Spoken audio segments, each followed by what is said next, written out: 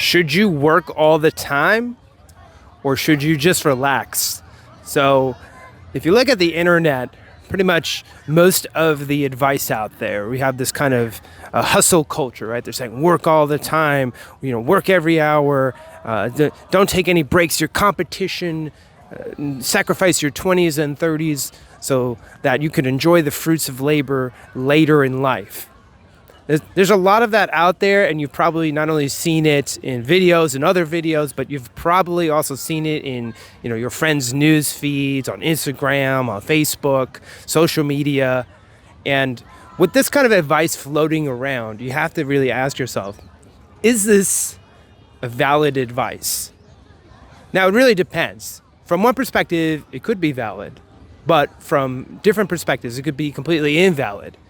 And that's kind of what we're going to be looking at today. So there's one book in particular that I read a while ago.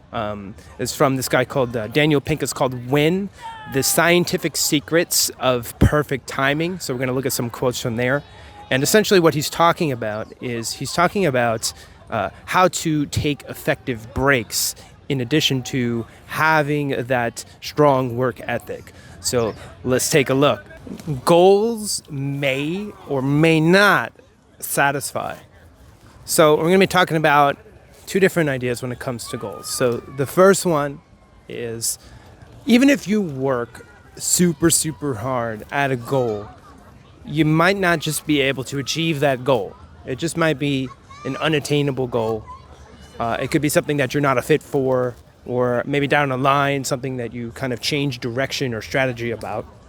And then the second thing, which is a little bit more subtle, but a little more sinister, is this idea that even if you achieve the goal, that goal is just not gonna scratch the itch. It's not gonna kind of hit in the way that you expected. It could be different in shape or form. So I'm gonna start off, I'm gonna read this quote from one of my favorite bands. And they're essentially talking about, this is what they had to do to be famous. So the quote is, the lyric is, "I want to point the finger, but I never take a look at myself. I got where I am by giving up on who I was. There were things I needed. There were things I needed to say. I would have to pay for the chance they gave me." So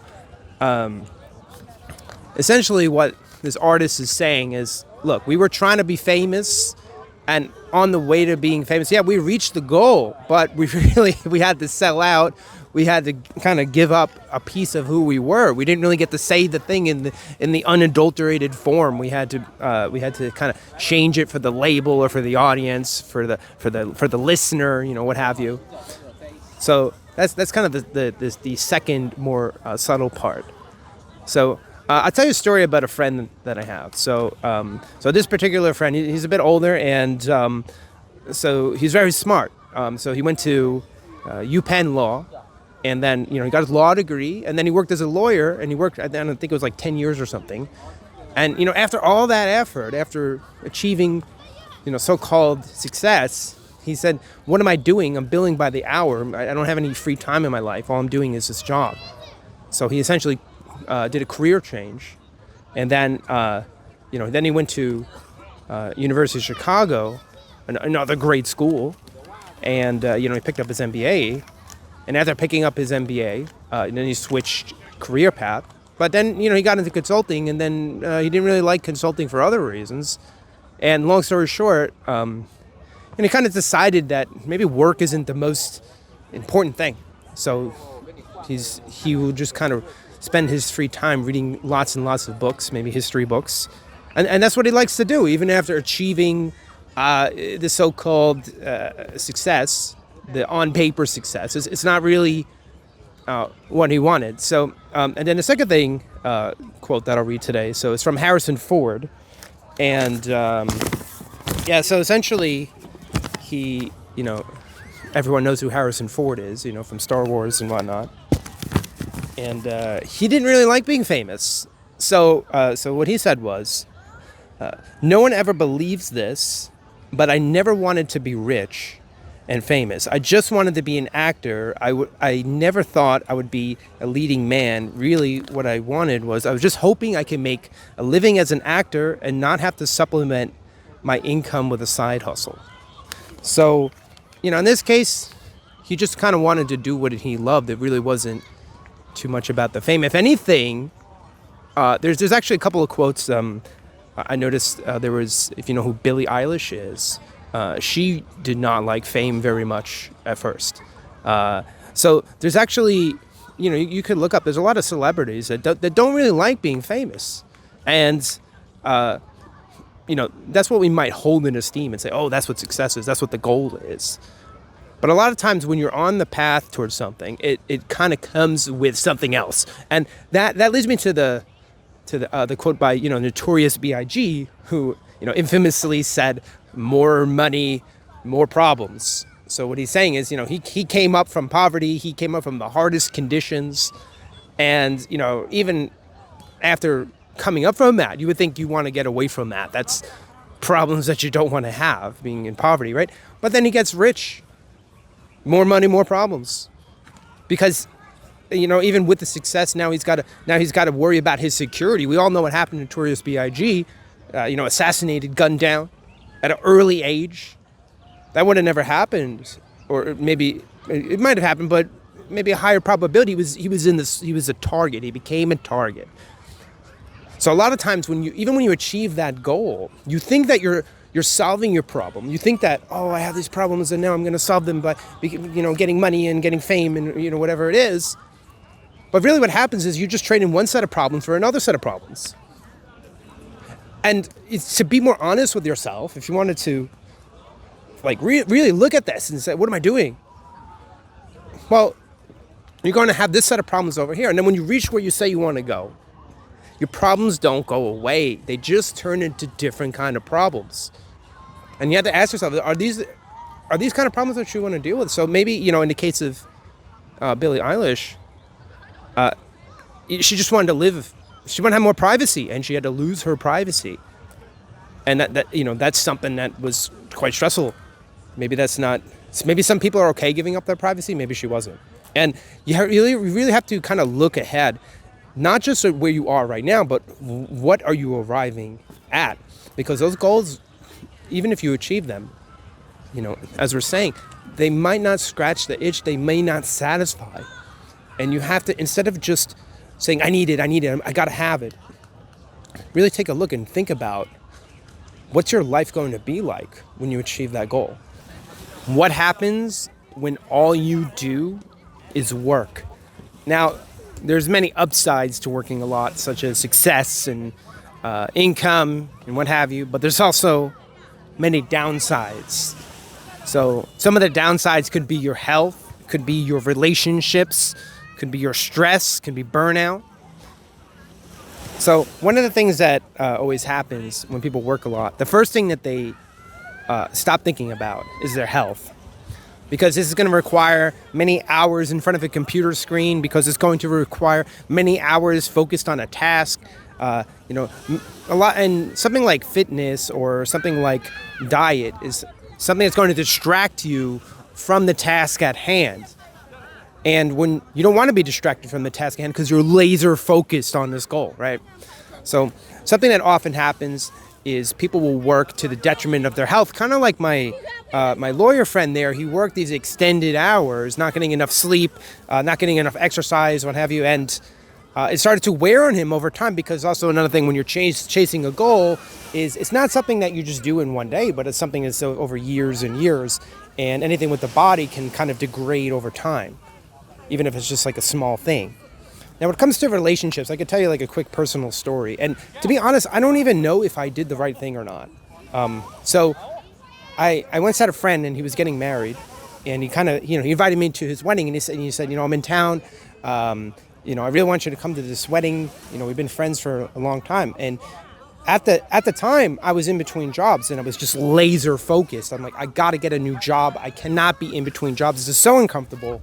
And I said to my friend, I said, sorry, man, I got to study for these interviews, and it's really uncomfortable being unemployed. So I really need to focus on this. And sorry, I'll come to the next event. And I remember specifically what my friend said all those years ago. He said, "Look, I'm only going to get married one time. That's it. He's not going to get married every year or every 5 years, or it's not like a routine thing." And to this day, I kind of maybe I should have went. Maybe I should have gone to this one time thing. So I can't really tell, but it's at the same time, I also felt like I had to work because it was such an uncomfortable position. So some of these things, it's hard to make a judgment call. But what I can say is the fact that I didn't go, I still think about it. So when you're working all the time, another thing that's going to suffer is your personal relationships. That's for sure. And it's just because relationships take time, right? So if you're working, you just don't have the time to invest in relationships, and those are going to suffer as well. So, and then I'll tell you one more story. So I have another friend, and this friend is very successful, and he was working at a FAANG company, one of those big tech companies, the ones that everyone wants to get into, and he was very excited to get in this company. It's a big achievement. It's huge. And I think he worked there, I think it was like 2 years or something. It wasn't a very long time. And, he quit.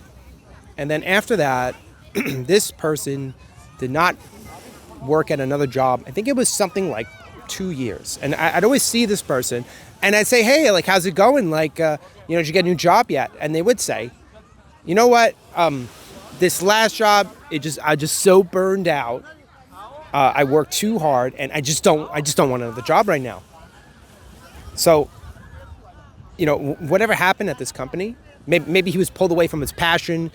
Maybe he just worked too many long hours. Whatever it was. That once the burnout is when you hit the burnout, it's like snapping a twig, right? It's not like bending rubber and then you just bend right back. Once you snap, once you have that moment of breakdown, it's not something that you can just kind of turn back on and like, "Oh yeah, I'm ready to go." No, I mean in this, and it really struck close. I was like, "Whoa!" Like, this is someone I really respect, and to see that person kind of, for them to stop working after experiencing burnout, I really started to think like, man, I got to take burnout seriously. And there's many ways you could burn out: emotionally, physically, mentally. Like I said, there's just so much strain on other areas of your life when you're just focused on one thing, and adding it all together. That's why there could be a lot of downsides to working too much and not paying attention to the rest of your life. You can do both. So this idea that you need to either work or take a break is not entirely comprehensive. So I'll tell you this story. So one time, so I was looking for a new job. I was actually in the middle of a career change because I was in tech, but I was trying to get into software engineering. And so I went to this festival. I went to Tomorrowland. It was in Atlanta, and it was this huge music festival. And we went with a couple of my friends, and it's the kind of thing where you sleep there for like 3-4 days, something like that, and you're supposed to pretty much party the entire time. And so I got there, and I had this feeling. And the feeling was like, I'm partying too much, and I'm not working enough. I had that anxiety, right? And I didn't like this feeling. So kind of my friends were just chilling, and I said, maybe I don't want to chill right now. So I I grabbed the car, and I got in the car and I drove into town, and went to like a Panera Bread or something, and I just took my laptop, and I think I worked for like, I don't know, it might have been like 4 or 5 hours, and I got some stuff done. And after getting the stuff done, I felt a lot better. I felt okay. Now I could chill. So then I drove back to the festival, and when I got there, my friends were still chilling. They were just sitting around, just kind of passing the time. So I really felt like I didn't miss anything. Plugged right back in, and then we went out and we partied that night. So, I was kind of able to do both in the same day. And then I had a similar issue, which is on a larger scale when it came to Hong Kong. So basically, I reached a point in my life where I was like, I want to travel. And, I was kind of considering this path of like digital nomad, but I didn't really know how to, like, on the resume, right? What do you write? Oh, I just lived in Thailand, or I lived in the Philippines while I was working. It doesn't really stick.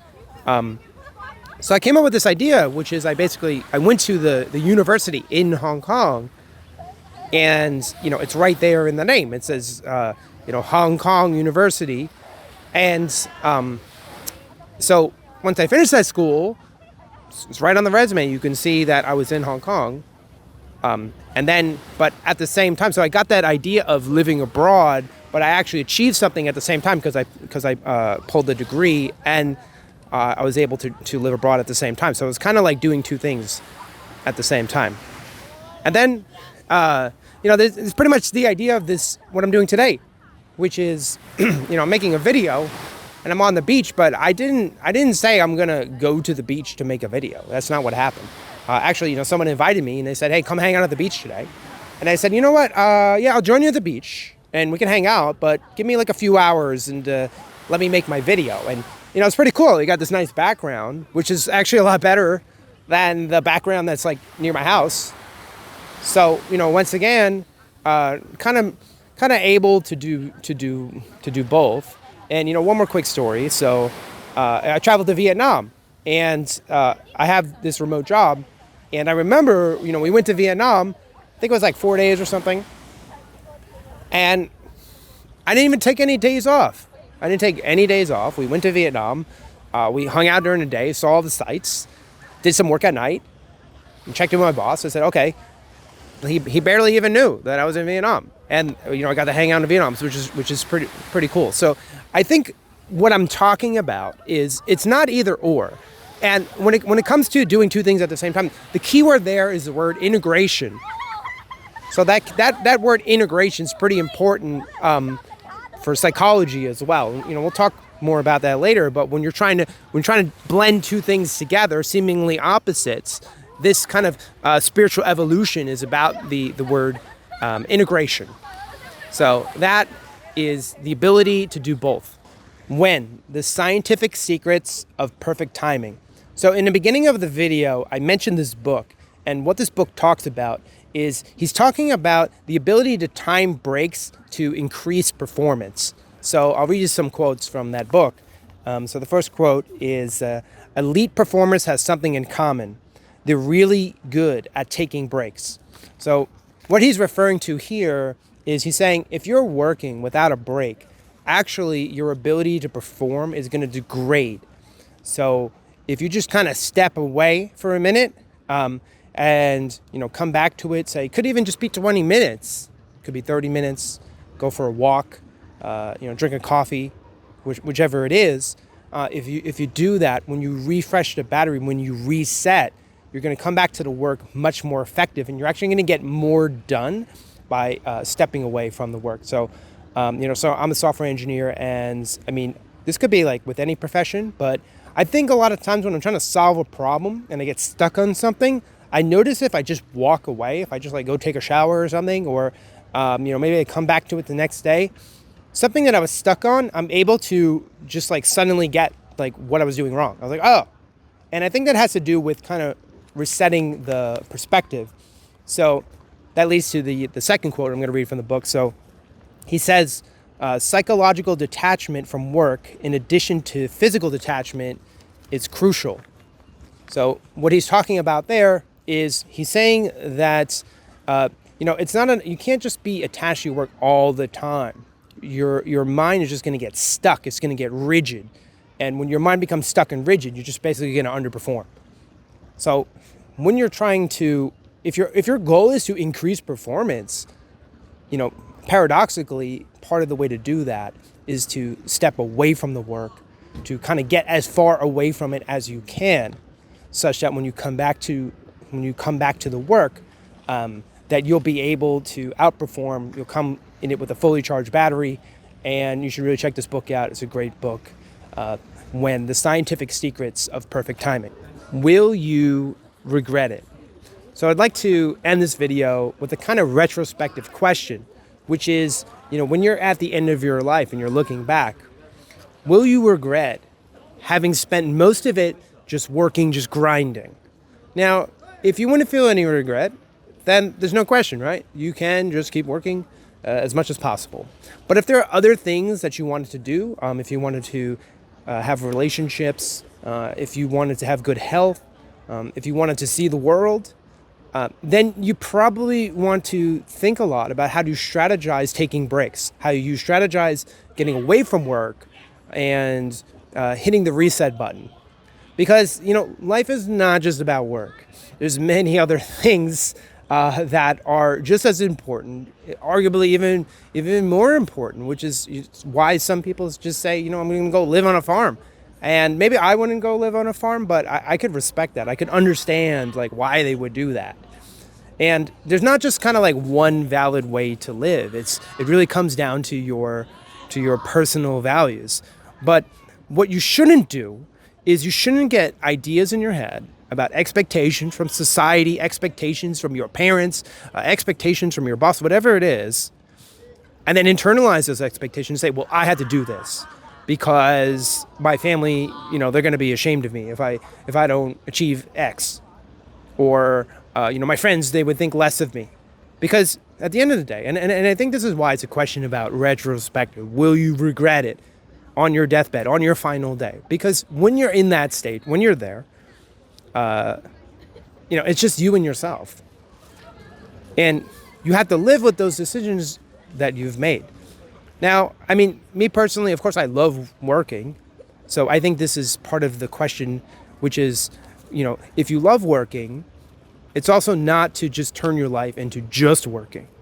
Because then you become myopic, because you become blinded to some of the other benefits of life. So I'd like to end that on this note is to, always think back, always go to the future and try to think how you think of yourself looking back. See you in the next video.